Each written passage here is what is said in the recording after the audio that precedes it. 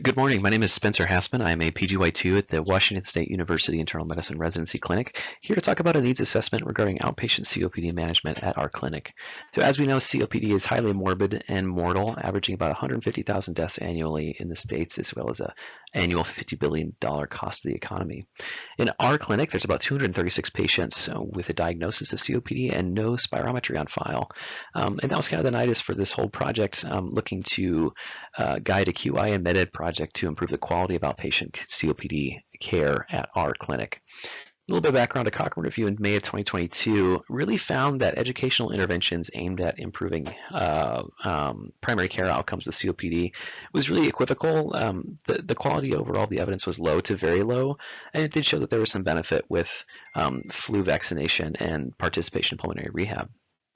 Additionally, there's really no clear guidance from the ACGME regarding COPD content knowledge expectations, but we do know the ABIM exam has about 9% of pulmonary disease content. Notably, this does include a lot of critical care content as well.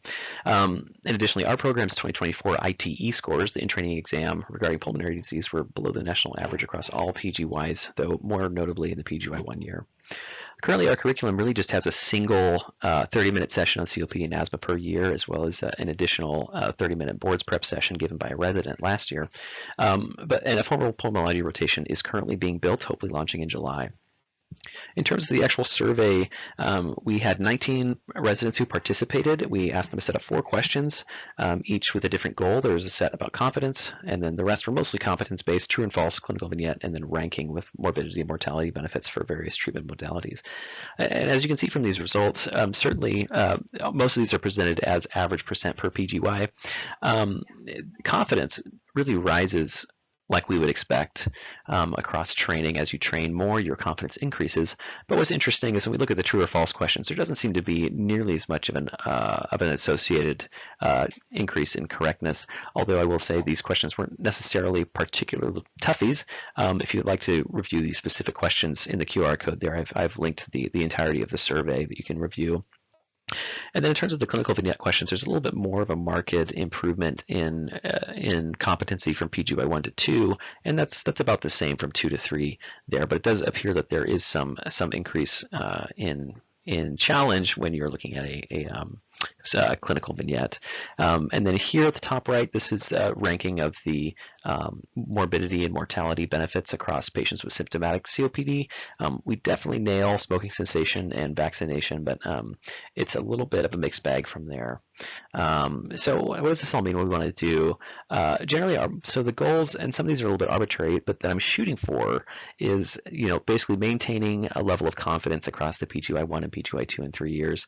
And as that correlates with competence, we'd like to see a greater than 70% correct on a similar competency assessment. And of course, in terms of actual quality of care, we want to see less than 200 patients with COPD and no spirometry on file. We'd like to see at least 30% of our COPD patients vaccinated for pneumococcus and a 10% reduction in hospitalizations for COPD exacerbations. Kind of lofty, but we'd love to see that. The interventions we're doing here is a couple of COPD lectures, one for pre-clinic conference and the other for our whole program didactics. I'm working on adding in-office spirometry for our patients who have access issues, transportation problems, and then adding a dot phrase with basic spirometry orders, gold grade group, etc., vaccination, smoking cessation resources, and then the covered inhaler options among the top insurance providers in our population.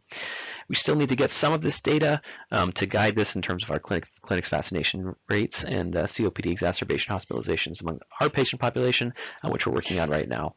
So thanks so much for listening. I really appreciate it. Excited to see where this project goes, and excited to kind of expand it into the inpatient realm as well. And hopefully, it's a bit of a springboard for some of our rising interns, as well as our incoming class in terms of access to research, meta, and QI. So thanks so much again. Have a great day. Bye.